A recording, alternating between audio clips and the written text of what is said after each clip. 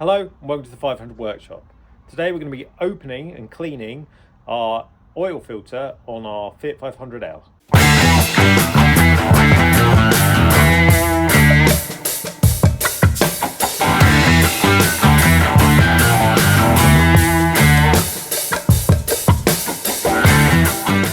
Now the 500 does not have a traditional oil filter. It has a centrifugal oil filter. This means that as the engine rotates, all the dirt and debris in the oil gets thrown into this centrifugal oil filter and makes sure that it doesn't go back into the engine. Now the actual filter is under the pulley here. So it's a really difficult place to get to. Theoretically speaking, you can take it off as it is in situ in the car. But the easiest thing to do, and because we're going to film this as well, it's much quicker to take this rear cross member off with the engine mount, and then we can get full access to it and makes it a much easier job. So that's what we're going to do. We're going to take the rear cross member off and then we'll have access to it. To take the rear cross member off this car, there are, and on all 500s by the way, there are two nuts behind here and two nuts on this side as well that we need undoing. They're all 13s. We'll then need to take the engine bracket off, so there are two 13s here and two 17s here. They all should just come off. What we need to do as well is support the engine from underneath, so either using a jack with a breadboard or something like that, make sure that it's not going to drop. And because this is an L, we also have nudge bars. So these are attached to the actual car body itself on this side, and same on that side. Again, just 13s, and all we need to do there is just loosen them. We also have an under tray on this car as well, and it's best that we take that off first, giving us easy access to everything else. So first thing is going to be the engine under tray. Some of you might not have one. They should have one on the car, but a lot of them seem to be missing these days. So we'll take that tray off and then get on with taking the other bolts off. Here's the under tray, just removed, just sits under the engine in that formation. Now we'll loosen the bolts on the nudge bars and then just work our way across. So there's two 13s, so here.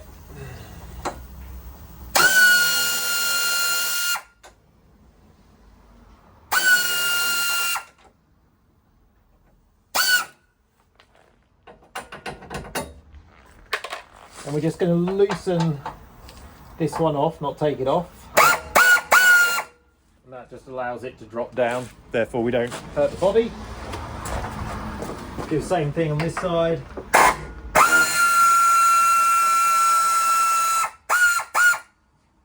Just loosen this one off.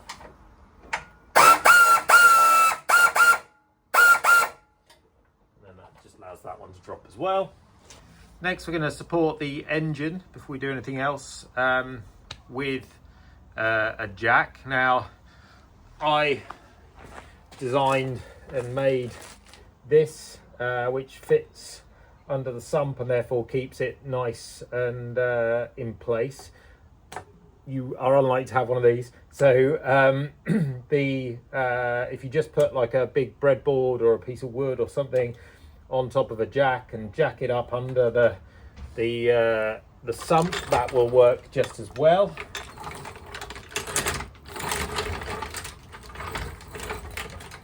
Just want to make sure that it doesn't go anywhere.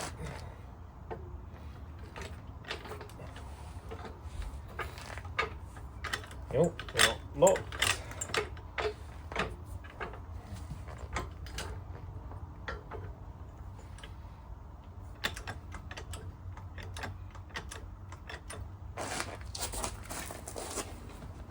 Get under here and make sure it goes up nicely.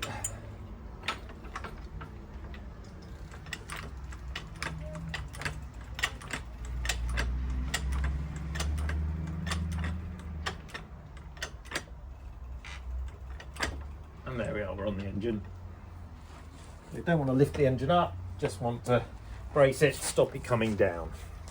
So next we're going to take off the 17s and the 13s, which should allow us to take this off here.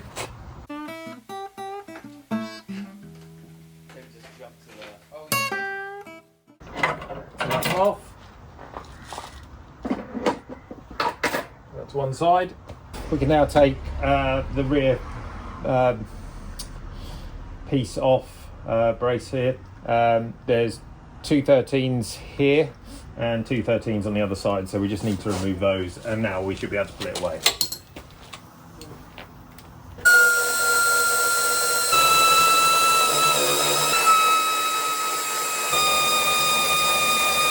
Now we can just pull this away, lift it up, ensure we don't scratch any of the paintwork, and we can just put it to one side.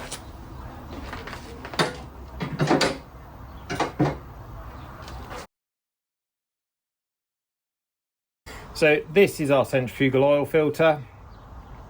This plate here and the pulley itself. So they've got 6 10mm bolts on here. One of the things that you need to be aware of is when you take this off, it is likely to leak some oil. So obviously we've put a jack underneath the car, which kind of gets in the way a little bit of an oil drip tray. So we can either put some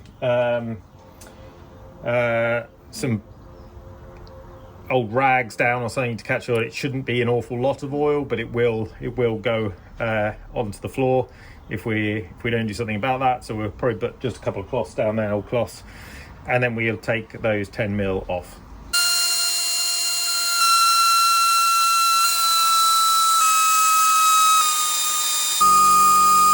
Now, using a flathead screwdriver, we can gently break the seal.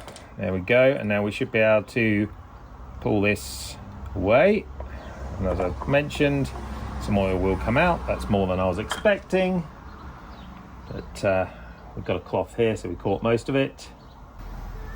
There's two parts to the centrifugal filter.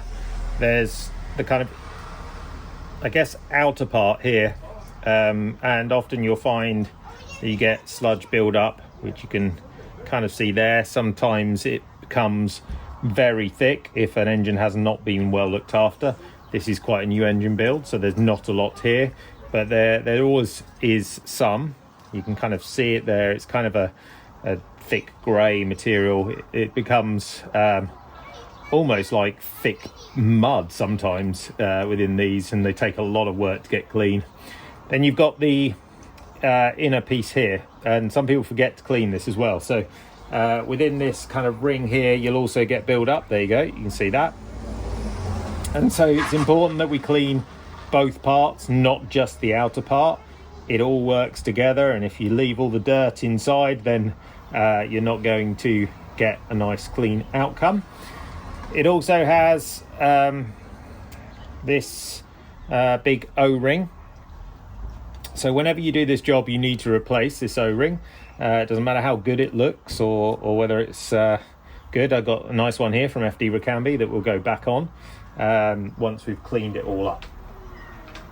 So the way I'm going to clean this is I'm going to use some brake and oil cleaner, brake and clutch cleaner, which just removes all the oil nicely for me. Because I don't want to necessarily spray that and get it in the engine, I will spray it onto a cloth and then just start to wipe around these inner edges and see what we get and see what comes off in the cloth. So I'll go and do that now.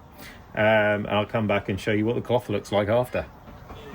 So despite the fact this is a relatively new build, it hasn't done that many miles, you can see the thick kind of, it's almost like a silver grey clay type material that gets thrown out. There's also a little bit of glitter there as well, right in the corners.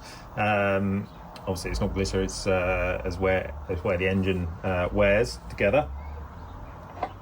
But ultimately you want to try and get a really nice clean filter. It can be so thick on here that you need to use a screwdriver to scrape it away, and it gets really ingrained in the corners as well. So it's worth taking your time and really getting a nice outcome for this, because this is all the detritus from your engine, and what you don't want is that going back into your engine. So now we'll start to clean up the inside of this. And like I said, look, you can see already there's lots of filth in there. So we'll give it a wipe round first, just to get rid of the excess oil before soaking a cloth in the brake cleaner and letting that do the work for us. See here, it's quite much darker than you expect it to be, given how light coloured the actual engine oil is. So we'll find a nice clean patch on here, just soak it with a bit of brake cleaner. And if we go in,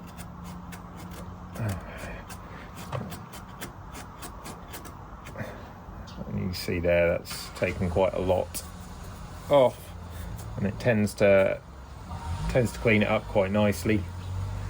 Again, you might, depending on the amount of detritus you got in there, you may well have to use a screwdriver to get it to scrape a lot of the stuff away and get it nice and clean. And there you go. So we're just going to go round this, do the same at every point. Probably go around 2-3 times, make sure it's really nice and clean, and we've removed as much as we can. We'll go round the ring as well, where the O-ring will sit, so that we make sure that's nice and clean for it to mount on. There we go, I've been around a couple of times, so just gonna go around the ring, make sure that that's nice and clean as well. There we go, just a bit of dirt on that. So now we've got our nice clean surfaces, we can put our cells back together. So we have here our plate. I'm going to put our O-ring around, goes on very easily, and now we need to put our plate back on. Now this only goes on one way, and you need to know which way that is to help you out. Should be a mark on this side of the pulley here, which is that mark there.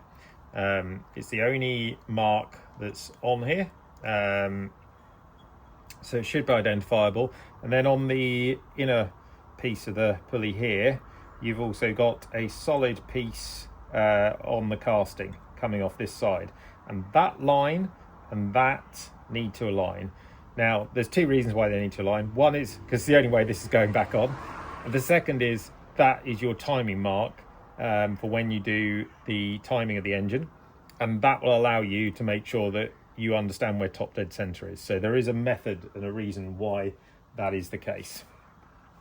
So we can align the marks and push it on so it's nicely seated, and then we can just start to put our bolts back in.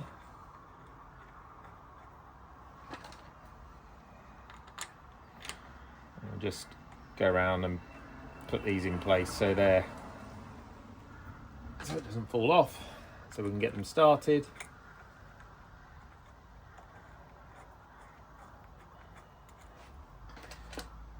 Now I've made that look a lot easier than it normally is, because there's a good chance that if you're doing your engine, it hasn't been done in a while, and that cleanup can take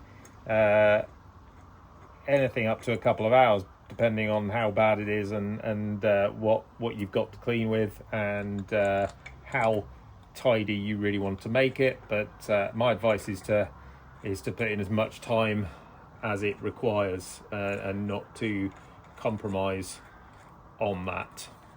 Otherwise, this is a very, very simple job. Okay, now they're all seated, we can now tighten them up. I'm not aware of any torque particular torque setting for these. So what we're going to do is just gently tighten them in a hex pattern.